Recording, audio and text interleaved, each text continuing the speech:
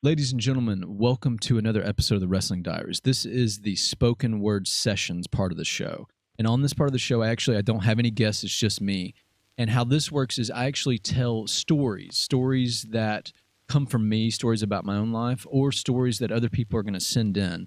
And I read off poems and journal entries and pieces from books and other pieces of literature like that. And it's also a very interactive thing. So I want people to send in their information. I've actually already had like several people send in several poems, and one person sent in a story that they had written. And if you'd like to do that, I'd encourage you to do so. You can stay anonymous if you would like to. If you don't want people to know who you are when I'm reading your material, that's fine. Or if you would like for them to know, I can tell them. It just, either way, let me know when you send it into the messages. But this is a part of the show where I believe that written word has a lot more power than just reading some piece of fiction or reading a funny piece about something, or even a poem. Like that stuff is, some people call like poetry and poetry reading and spoken word stuff pretentious, and it definitely can be, but I don't know if I believe and subscribe to that fully. Like for me, writing in any format, whether it's a poem or whether you're just writing your thoughts from your head down, it's very healing. It's a therapeutic thing. It's therapy, and everybody does it. And if you say you don't, like, you're full of crap. You're absolutely full of crap. Everybody writes something, especially when they're going through hardships. It's a way to express your emotions better than you ever could. You're jotting it down on paper, and you're releasing tension, and it's like you're having a conversation with yourself. That's why I always implore people to journal or have a diary. That's why the name of the show is The Wrestling Diaries. People, like, what do you wrestle with? The things that you wrestle with, the demons you fight. How can you beat them, Life is always a constant struggle, but what are the things that you do for yourself that can help you? And you never know, maybe it can help somebody else. So that's what this show is. If you watch it, if you see it, please feel free to send in your stuff, your art, your literature, and I'll read it. And, even if it's silly and funny and goofy, I'll still read that. Obviously, depending on how vulgar or profane it is, I might not, I might, who knows? I'm pretty crazy. I might read just about anything you send in.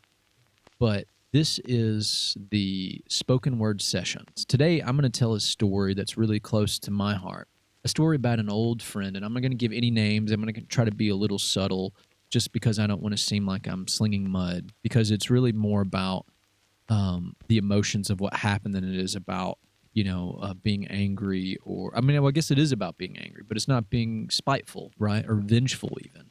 It's just a way for me to express. And then if anybody's watching this or listening to it, then maybe they can relate. But I had a friend once, a friend who was a really, really great friend, and we connected on a professional level, And maybe that was an issue, because usually most of my friends, especially the ones from childhood that are family to me, I connected on an emotional level. And for this person, I connected on a kind of a professional, outward, surface level way first, before like an emotional connection was made. And maybe that was my mistake.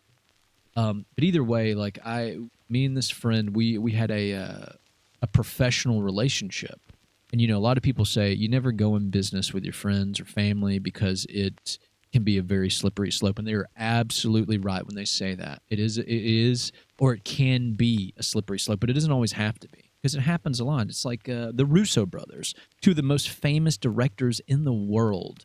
They're responsible for doing Avengers Endgame, the highest grossing movie of all time, and Infinity War, and all the really awesome Captain America movies. And they started doing like a comedy series on TV, like Arrested Development and stuff like that. And they're really good, and they work together, and they have that flow, and they don't let their emotions and the fact that they're family members, kind of it coincides, but they don't let it conflict. And there's also friends, a lot of people in like, movies and industries and people that write books together, they're friends or family. So it does happen. It's just a little bit more rare because people, you want to give a leg up to your brother or your buddy or whatever, but you have to establish in the beginning a very good structured system. I feel like with me and this anonymous friend I'm talking about, it wasn't really like that. It was just a kind of a weird relationship that kind of spiraled off. And also, it was also, in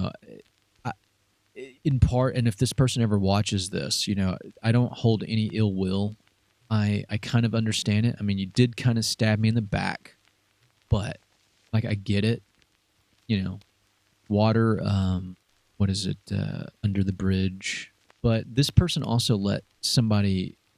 They let their significant other come in between us, in which I know that for significant others, obviously you put a certain level of stock. Your significant other usually, comes first before anybody, and it should be that way. But this person they were with just really wasn't a good person at all. They were very vile. And it's funny because this person is not with my ex-friend is not with their significant other anymore. Think about that for a second. And, if you ever watch this, I just want you to know that, like, that, being a good judge of character pays major dividends. This person I'm also talking about, not to insult them, very genius. One of the smartest, just genius, brilliant people I've ever met. But they didn't have a lot of emotional intelligence. They didn't understand the way relationships and people are managed. And that was one thing that they could not manage well at all. And that's something that people really need to look at. Emotional intelligence is a huge thing. I mean, it's what is the difference between you having lifelong friends and no friends at all. No real friends that really matter. Like, I have friends literally that I've been friends with, and yes, I am bragging, absolutely 100% bragging.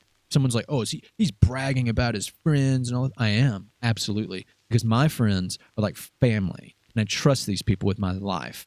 If I could bottle my essence of life in like a glass vial and hand it off to them, and they dropped it, and I died, and my life was gone, it's cool. I'm comfortable with that. That's how much I trust and love these people. Like, I grew up with them. And a lot of people can't say that about having friends growing up. So this specific person didn't have the kind of emotional intelligence and radar to scope out people that are real, like real deals, And so I challenge you or anyone watching, like, if you're like that, like, things are so much more than what you see on the surface. You got to go deep, right? Life is about depth. And if you don't have depth, then you should try to find it. And then maybe some people, might be one of those things. It's like, if you're just not deep, you're just not deep. It's like what Elvis said about rhythm. You're born with it or you don't have it. And with depth, I feel like you can learn that sense of emotional wisdom. You just have to be honest with yourself, be very introspective. But this person, they kind of stabbed me in the back. But here's the thing. Let's be unbiased. The professional relationship we had, I took it for granted. Absolutely. I got to a certain point where I got comfortable. I got lazy. I was lazy and I got comfortable, and I didn't fight for more. I didn't fight for my profession and for my friendship. Neither did they. And I'm always one of those people, like, if I see somebody not fighting for me or for whatever I've got to offer, then I'm kind of like, F this. I'm good. And that's just no way to live. And I've learned that. And, unfortunately, I lost a really good friend, and I lost a really great, lucrative position that I had in life. But I'll tell you this. I'm really glad it went down that way, because it taught me a lot about life. It taught me a lot about appreciating the people in my life that would not do that to me, or the people that if they did do it, at least they would have, the gall to address it and come back at it and apologize and make amends. And I really appreciate those people so much more. And it also made me appreciate the fact of self-sufficiency, even about, like, should you go into business with your friends or your family members? I don't know. I'm not going to tell you yes or no. It's really, you just have to play it smart either way you do it. But it can fail. It has a high likelihood of failing. And if it does fail, then it creates a gray area. So you're not friends anymore. Or you don't talk to your mom anymore. That can't happen. But life is about risk anyways. And if you're just going to be one person that's hermetically sealed in your little seashell, like a sea slug, then do that. But you're never going to live life. You're never going to blossom. You're never going to get through the oceans of life. I know that's overly poetic. The show is about poetry, man. Poetry in motion. So that's what I'll say. And yeah, I was very vague. One day I'll probably speak about this more straightforwardly. But like I said, I don't want to sling mud or whatever. It's just it's sad to lose a friend. That's really the whole premise of this. But I was very bitter, very angry for a very long time, very long. And I finally started kind of getting over it. And one thing that helped me kind of get over that hump was I wrote about it. And I wrote this poem. I wrote this poem about it, specifically about this person and the situation that I was, dealing with. And I'm going to share it here today and then bid you farewell. Anyways, here's the poem that I wrote. And this really helped me kind of adjust it. I'm going to tell you, I rewrote this thing multiple times because when I first wrote it was very harsh. Like I felt like I hated this person, like literally hated. But I realized like hate is just baggage, right? Like I've forgiven them in my heart. Like I haven't spoken to them, and I kind of don't really plan on it because I feel like it's not my place. Like they're the ones that kind of stabbed me in the back, not the other way around, because I was in a very vulnerable part in my life as well. And a lot of other things were happening. Like I had a relative that was dying from cancer in the hospital, and I had just I lost a very important relationship that I had. Anyway, I'll get off my soapbox, right? Anyways, this poem is called Amnesty. Sometimes the past unwinds, not slow like a snowflake falls, but quick like a kill from a landmine. Sometimes we see shadows from behind, dancing smoke and mirrors, signaling we're out of time. Sometimes time clicks by and by as we say goodbye, as the hands to our watch stops on its final sunrise. Sometimes our pain paints stained glass frames, framing our lives like a novelty game. Sometimes the games we play us, playing lies to our demise, because no more extra lives in this digital landslide. Sometimes this landslide creates a landfill, filling this place full of waste from uphill. Sometimes life is an uphill foot race, face to face without what seems any saving grace.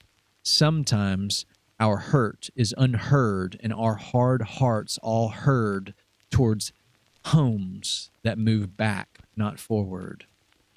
Sometimes memories get reeled in real time and reality takes a nasty spill, locking us in our feels. Sometimes, most times, I remember all I learned, where I was going, and where I am from. From this point, from all points, I've learned to exceed and void this bitter seed, exonerating your trifling deeds. From a past that doesn't bleed, it breathes. I write on for these words. Sometimes they seem like hymnals of mind-striking praise. This time I mean it when I say that truly I'm sorry that our friendship passed away. So the way I look at this is this person, they did me wrong, they hurt me, they screwed me over, but they taught me a lot about life. And so when I look back, the point of this poem is that, as angry and as pissed off as I was, I look back on this and I look at like how, it was something that taught me a lot because their friendship was really great. And I'm taking all the positive notes, and that's what I take with me going forward. And all the other stuff takes a back seat, throw it over my shoulder. So that was my poem, Amnesty. I hope everybody enjoyed that. As always, in the Wrestling Diaries, check us out on YouTube. Subscribe, like, comment, share, click the notification bell. Also, follow us on Spotify, Apple Podcast, Pocket Cast, and a plethora of other podcast streams on your mobile device or at home on your computer. And also, if you want to start your own podcast, Anchor.fm is a great way to get started. Anyways, I hope you guys enjoyed the first episode of the spoken word sessions from the Wrestling Diaries. And like I said, send in your literature and I'll read it off. Next week I'm going to end up reading a couple of poems from a really good friend of mine who's a musician, and or a short story actually. And we'll get into that. And hopefully everybody enjoyed this and they took something out of it. If you have a friend that stabbed you in the back, and I guess you could say, depending on what it was, like, oh, I can't forgive them. But I mean, like I said, man, hate and resentment is just baggage. Just let it go, forgive and forget and keep moving forward. Because if you don't, He's just stuck in the past. So, anyways, that's what I got to tell people or tell everyone. Hopefully, this translated to something for somebody that they can use in real life. Anyway, tell me, what are you wrestling with, and how can you beat it? One love.